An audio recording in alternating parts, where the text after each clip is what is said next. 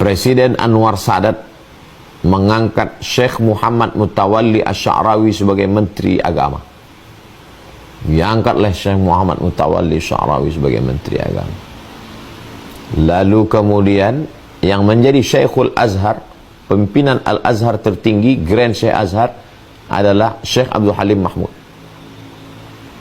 Menurut protokoler, pimpinan Al-Azhar mesti melapor ke Menteri Agama, karena Menteri Agama lebih tinggi. Pimpinan Azhar melapor ke Menteri Agama. Tapi apa yang terjadi?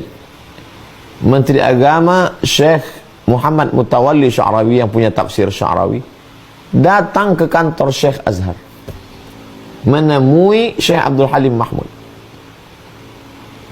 mau bertanya, mana laporan yang mesti saya terima? Kata Syekh Abdul Halim Mahmud, mestinya saya yang datang ke kantor Menteri Agama, Menteri Wakaf. Kata Syekh Muhammad Mutawalli Sya'rawi, murid yang datang kepada guru. Begitulah adab mereka. Apa yang pertama kali dilakukan Syekh Muhammad Mutawalli Sya'rawi ketika menjabat sebagai Menteri Wakaf? Di Mesir namanya Wazirul Awqaf, Menteri Urusan Wakaf.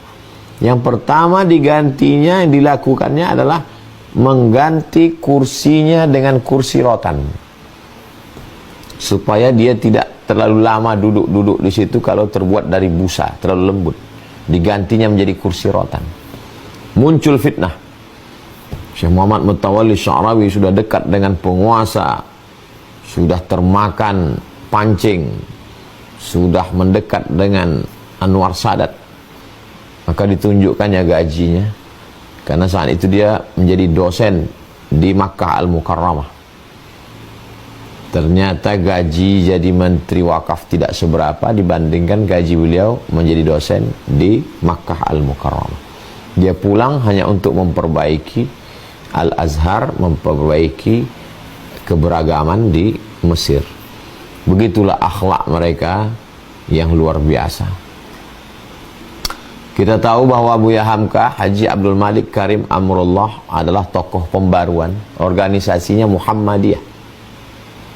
Dan kita tahu di zaman beliau itu ada ulama Qadiriyah wan Naqsyabandiyah, yang secara kultur budaya menurut orang tidak mungkin ketemu antara Muhammadiyah dengan tarekat. Jauh sekali. Muhammadiyah modernisme, tarekat adalah konservatif, ortodok bagi sebagian orang. Tapi apa yang terjadi? Buya Hamka bertemu, dipasangkan khirqah. Khirqah dalam tasawuf adalah kain jubah yang dipasangkan oleh seorang mursyid, diberikan tongkat. Buya Hamka menerima itu semua, karena prinsip beliau melihat persamaan, sama-sama la ilaha illallah Muhammad Rasulullah sallallahu alaihi wasallam, sama-sama umat Nabi Muhammad sallallahu alaihi wasallam. Foto itu bisa di searching abadi, Buya Hamka, Abah Anom Suryalaya, enter, akan kelihatan Buya Hamka dipakaikan khirqah dalam tarekat Qadiriyah wan Naqsyabandiyah. Akhlak-akhlak itulah yang bisa membuat berjalan bersama, berbeda dalam bidang fikih, berbeda dalam masalah beberapa hal, tapi tetap bisa bersama karena dipertemukan oleh hati. Dan hati itu yang membuat dia bisa bersama adalah akhlak. Kalau kita ketemu dengan akhlak itu, bertemu dengan orang berakhlak, maka tertawan lisan kita oleh akhlaknya, tertawan lidah kita oleh tertawan hati kita oleh akhlaknya. Itu yang saya lihat dari beberapa orang. Kalau orangnya masih hidup, saya tidak berani memuji, takut dia tidak senang, dianggap riak. Beberapa orang yang sudah meninggal dunia, seperti Syekh Ustadz Tengku Zulkarnain, amat sangat berakhlak.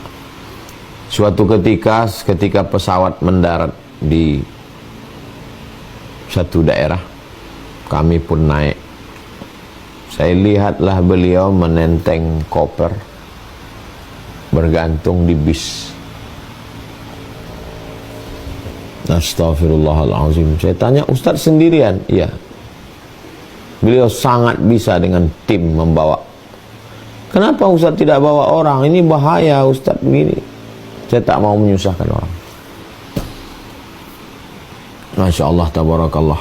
Dengan Ustadz Arifin Ilham, dengan kelembutannya, dengan tawaduknya, dengan rendah hatinya.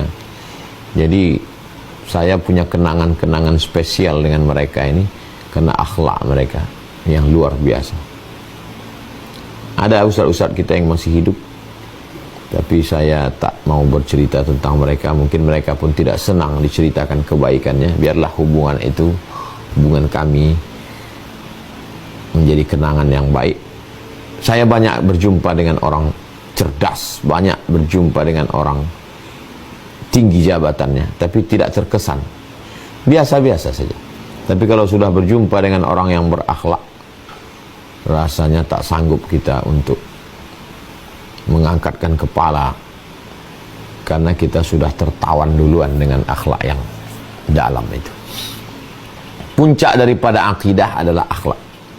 Kalau sudah mengenal Allah, wujud, qidam, baqa, mukhalafatul hawadisi, qiyamuhu binafsihi, wadaniyah, kudrat, radat, ilmun, hayat, sama, basar, kalam, maka akan lembut lisannya, lembut budi pekertinya. Puncak daripada ibadah adalah akhlak. Ibadah sholat menanamkan akhlak on time, tepat waktu. Menanamkan akhlak yang paling besar itu Allah, Allahu Akbar. Yang paling punya puja-puji itu Allah, walhamdulillahi katsira. Yang paling agung dan mulia itu Allah. Yang paling suci itu Allah, wa subhanallahi bukratan wa asila.